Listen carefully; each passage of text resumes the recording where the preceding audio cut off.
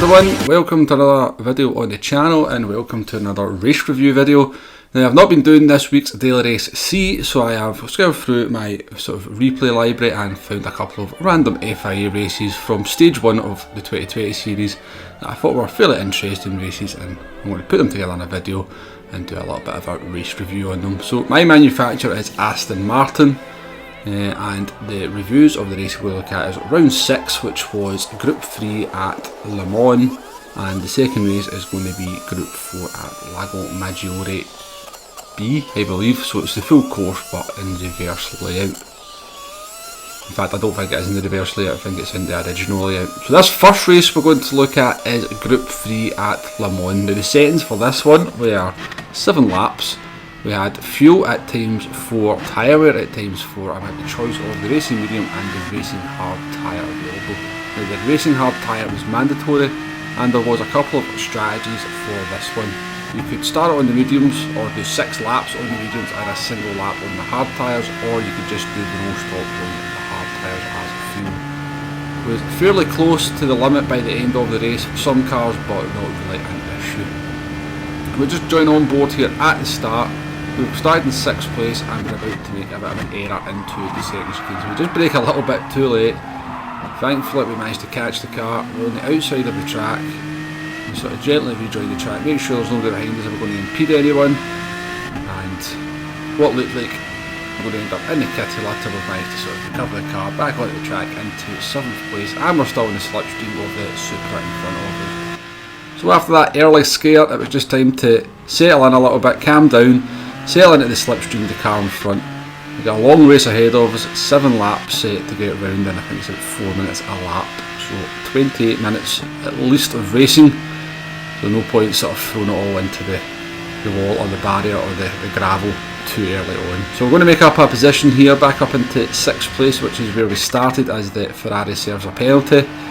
Now at this point in the race we have no idea what tyres the cars around us are on or in front of us are on. You might have noticed we're on the hard tyres, and that means that we are going for the non-stop. Now, the sort of non-stop did seem to be the sort of more popular strategy for this race from what I could gather,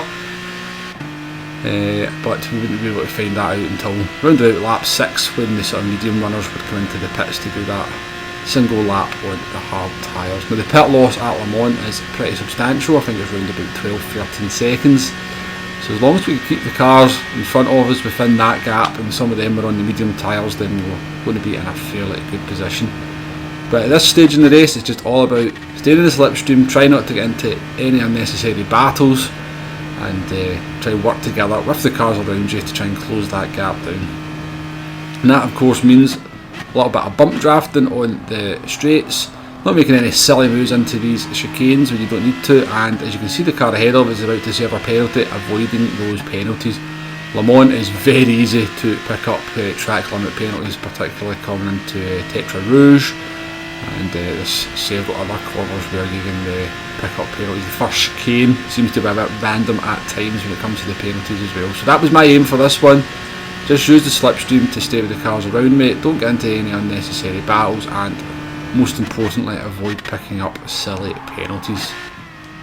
So coming down into the second chicane, we made up another position there, up to 5th place, overtook the Ferrari, just sheer slipstream and straight line speed.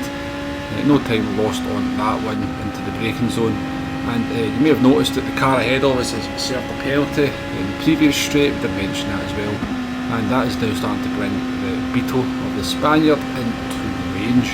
Now if we get into the slipstream of that Beetle, we would be in a good position, and the Beetle driver is going to comply with us by making a mistake into, I can't remember the name of that corner, it's terrible, I used to know the names for all the corners at Le Mans, but I'm a bit rusty in my knowledge now, but we've run wide at the exit of the corner there, and that's put us well into the slipstream in such a fashion that we're going to actually easily blow past them down the long straight. So we're now up into 4th place, and this race is looking quite promising, but we are now the leader of the pack. We have no slipstream, and I'm hoping at this point that the cars behind us want to play it sensibly. We're actually going to sort of jump forward all the way to lap 6, and thankfully the cars around me have been very sensible. The Beetle driver has been bump drafting me down the straights, and not making any silly moves. Quite happy to use my pace and the straight line speed of the DBR GT1. So we are in fairly good shape as we come into the start of lap 6, and we can see that third place, well, very slowly closing down on them. They've now picked up a penalty which they're going to have to serve as they come on to the second straight out of the first chicane. So if that could put us into range of that car, then we're going to be in even better shape and in the fight for the podium. So there's the Beetle driver bump drafting us down the straight. That's pretty much what they did from the moment we passed them. So kudos to that driver, and thank you very much. I'm glad that somebody seen the sense to actually work together with another driver rather than just continuously fighting and costing his time.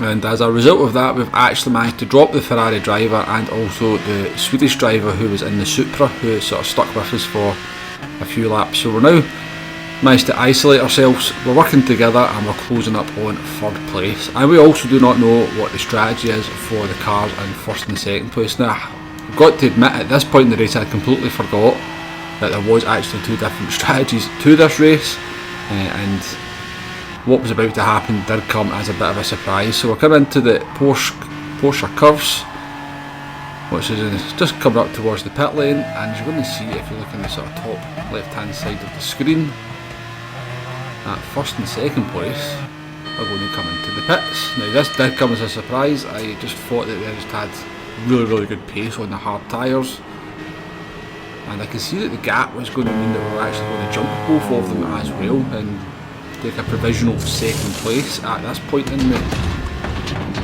race. So we're still managed to keep pretty decent lap times as well, very consistent lap times. Again, that was down to the Spanish driver behind us just wanting to work with me and bump drafting me down the straights. But we're now on to the last lap, we're in second place, we're closing up on the leader, and we've also got two cars that have pitted on fresh tyres not too far behind us. Now I think German THR Mike, I think he's probably too far behind to be too much of a threat over this last lap, but Boo Boo Racing, I knew he was in the McLaren F1, I knew he wasn't going to be that far behind us, and he was obviously going to be very much a threat. But we do make one error that I did want to avoid doing this whole race, and we run very slightly wide at Tetra Rouge onto the straight, and we pick up a half-second penalty. Up till this point in the race we had picked up 0 penalties. We've been very careful to not sort of stretch the track limits, and that one was very close. I looked back at the replay, it was a justified penalty, but it was centimetres over the line. However, at this stage in the race it's not too devastating. We're going to serve a half-second penalty in a little second. The field is now nicely spread out, and we should just be able to serve it at this penalty gate and then get back into the slipstream of the Beetle.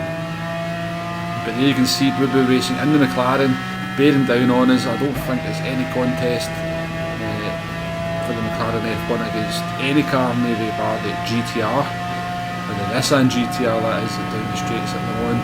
He blows past me and then easily blows past the Beetle down into the second chicane. So now it's all a case of seeing what we can do over the last lap. Still got half of the lap to go. We're in the slipstream, and can we sort of maybe pick up a podium. So the Beetle driver, he's firmly in the slipstream of Boo Boo Racing, and he's not giving up the fight on that second place either. So in the slipstream here, down in towards Mulsanne, and we are actually now starting to struggle to hold on to the two cars in front of us, and I'm sort of more hoping for an instant of some sort to try and pick up that podium. But as I said, we are in the slipstream, and that is probably the most important thing at this stage in the race. The Beetle driver seems pretty racy, even though he's on sort of 7-lap old tyres versus the McLaren's 1-lap old tyres. He, as I said, definitely hasn't given up on that fight for the second place. The Super driver ahead, he also seems to be struggling. We're kind of closing up on him quite rapidly. So we're getting a bit of a concertina effect between the 4 cars, and it looks like we're going to be all very close as we come into the last sequence of corners. So as you can see, we actually just moved the sort of multifunction display onto the fuel, just to sort of make sure we're okay there. The DBR9 GT1, very quick car on the straights, but in order to get that speed you've really got to rev the car out in 5th gear, which can burn a lot of fuel, and for that reason I think one of the few cars out of Group 3 that's kind of having to sort of monitor its fuel over the course of this race. But we're absolutely fine fuel-wise for this one, so we can now attack into the Porsche curves. Now the McLaren Boo Boo Racing goes wide into the first right-hander there. It's going to give the Beetle a little bit of a run as we go through the left-right part here of the Porsche curves. And there seems to be, I did actually watch back the replay, there is the slightest of touches, and for some reason the Beetle driver gets a 4-second penalty, which is pretty devastating at this point, but at least the field is spread out enough, and the only position I'm going to lose is to myself. Now, so early part of the race, given that the Spaniard had helped me out so much, I was actually not going to fight with the Spaniard over the last lap. I was quite happy to let them finish in front of me, but unfortunately for them, they pick up that penalty and that promotes us to the podium. So a fairly good race there. We went from 6th to 3rd. Big shout out to Bruce. I'll not even try and sort of say your second part of your name, but the Spanish driver in the Beetle there for the bump drafting and sort of working together with us to make sure we picked up this result. That was pretty critical, to be honest with you. Managed to get us away from some of the cars around us and stuff, and sort of help us to keep up with the cars that were running the medium hard strategy. So shout out to them and thank you very much. So we'll move on to the second race that we're going to look at here. Again, we're in the Aston Martin Vantage V8 Group 4. It's Lago Maggiore. I think it's actually the A layout, I can't really remember, but it is the full layout. We've got 11 laps to get around, and the settings for this one are both tyres and fuel set at ×3 and only the racing medium tyre available. So a fairly standard no stopper. There wasn't a whole lot of strategy for this one, just try and look after your tyres for the last third of the race and hopefully you can start making up positions that way. The MR cars did seem to be in slightly better shape than the FR cars in terms of tyres, and the FF cars were very fast in qualifying, but they sort of ran out of tyres over the last third of the race. So for this race we actually have, I think we've got 3 FF cars ahead of us, so that was definitely something I was going to keep in mind as this race progressed, and it's going to have a pretty big impact on how the sort of race unfolds for ourselves. But we're in lap 1 here, when we're actually just jumping forward to lap 3, and it's very much line astern as we started. We're still in 9th place, we're still behind this Ferrari who was slightly holding us up and has sort of let a gap open up to the car in front as we come through the sort of fast sweeping left-righters onto the longest straight on the course. Now we do have a bit of a slipstream here, but we're nowhere near close enough, I don't think, to make a move. But one car that has been making a move, or making some move, is that Mustang behind us, who seems to be, I think they started in 14th place, and they've been quite aggressive over the opening stages, and they're now into 10th place behind us and looking to make the move on our car. So coming up the hill, you need a lot of power here as you come up the hill. We kind of take a slightly strange line. The Mustang, I don't know why he put his nose in there, but he makes contact with us. It was never an overtaking move, but it's just enough to kind of put our car offline and compromise our speed, and they go for the move up the inside here into the double right-hander. Wasn't particularly happy with that, but as I said, I watched back the replay, he was being very aggressive in his overtakes, and that's actually going to be his undoing a little bit later on in the race. But we're now down into 10th place. We're a little bit rattled, I think, here, because we then make a mistake into the last corner, just run a little bit wide, and that gives Ghostly in the McLaren, the green McLaren, you might see it on the left hand side, gives him a run in, down into turn 1. He's got his car through alongside, we brake a little bit early and just let him filter in. So we've lost a couple of positions over that lap, but it's not the end of the world. We're still only 8 seconds behind the lead. As I said, I know those FF cars are up there. I know it's an FF car that's leading, and I can see when they start running into tyre troubles later on that there is potential to start making some progress in this race, particularly if they start squabbling. So halfway through lap 4 now, and we're just going to jump forward to midway through lap 5, and it's pretty much as it was between the 4 cars that we are part of, as part of our little group. Ferrari that is leading the group, he's managed to hold off the Mustang up till this point, but he goes wide at the hairpin. That's going to give the Mustang a run up the hill, and the Mustang's going to make the same move that it did on ourselves, but with a little bit more aggression. Wasn't really in a position to make the move, just throws it up the inside and bumps the Ferrari out of the way. Now the Ferrari driver is clearly not happy with that, and so sticks his nose up the inside for the second part of the double right-hander, and the Mustang goes, is that right? Throws the Ferrari off the track, goes wide himself, and that allows me and Ghostly to make up 2 positions. So, as I said, you're aggressive driving, you might make some overtakes, but at some point you're going to upset the wrong driver, and you're going to start fighting back, and that's the result of that. I don't think the Ferrari driver did anything wrong in terms of when no, he did do something wrong because he kind of retaliated, but yeah, he retaliated to a dodgy move, and we've all been there and done that, I think. But we are the sort of beneficiaries of it. We're back up into 9th place where we started. We're still only 7 seconds off the lead now. You can see we've actually closed that gap up over the last lap.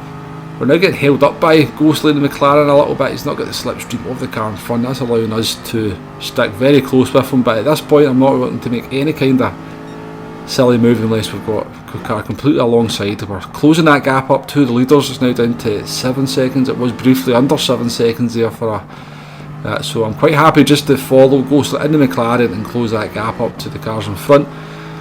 As I said, all the action for this one is going to come in the last few laps.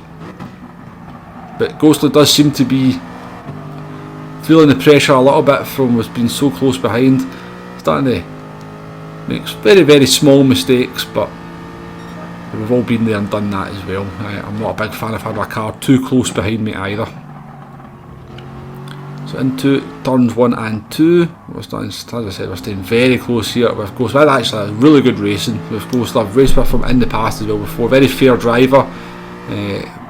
Pretty quick driver, very sort of similar speed to myself, and any time I've raced with him has always been very fair. So I think he probably thinks the same as me. I don't know if he recognises my name. I know he comments on some of the videos on the channel, so he knows who I am now, but I don't know if he knew who I was at that point.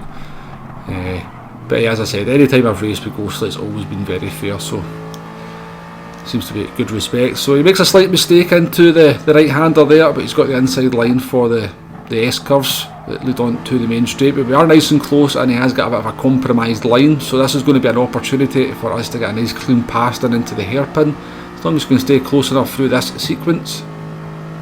And we're firmly in the slipstream, we're closing up even before we get onto the straight.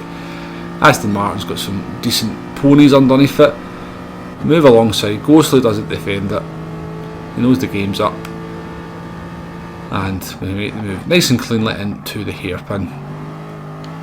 So that gap's still just over 7 seconds, so we've not been closing up just over the last lap, but hopefully we can now start to close that gap up as the FF cars in front of us really do start to struggle on their tyres.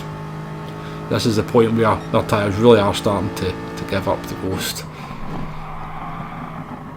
So what happens quite a lot is that you overtake somebody and you think you're much quicker than them, and then you start making silly mistakes as well.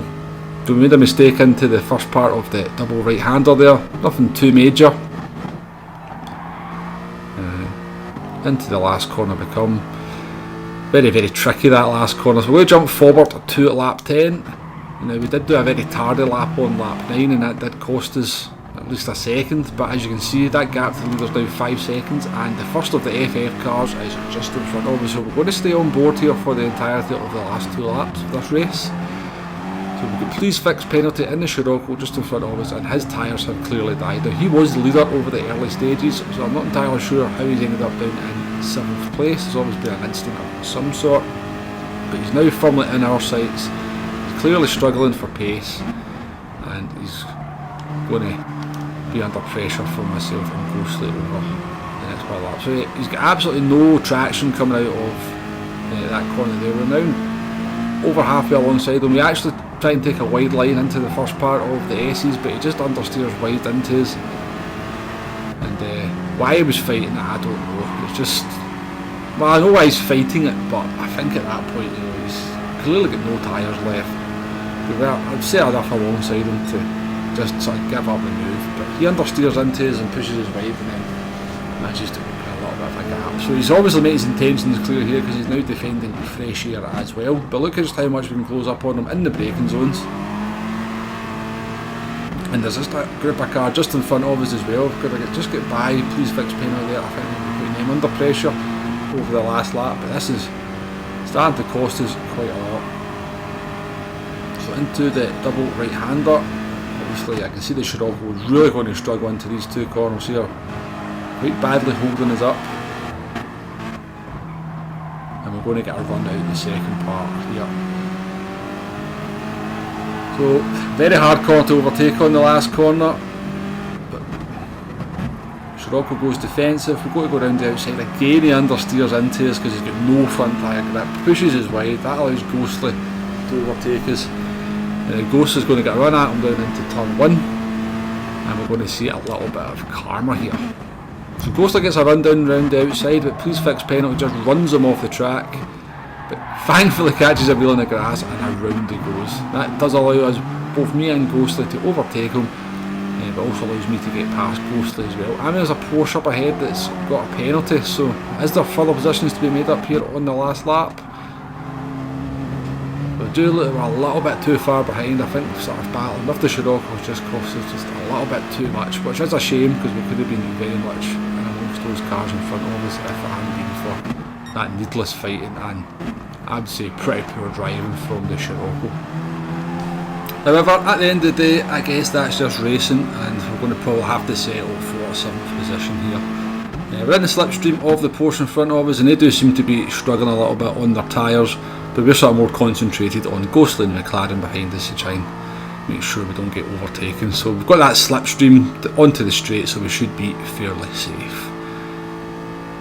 Ghostly's only a couple of attempts behind us, but as I said, we're in the slipstream, the car in front, and he's not going to be close enough to make a move. So we're just going to fast forward to the end of the race. We're going to, you can see we're getting closer and closer to the Porsche, but obviously nowhere near close enough to make a move. We're actually going to finish less than, well, we're around about 4 seconds off the lead, but it's only 7th place. It is an improvement. We did move up from 9th place to 7th, so going forward is always a good thing, but that's going to be the end of that race. So as I said, I thought two fairly interesting races to bring to you there.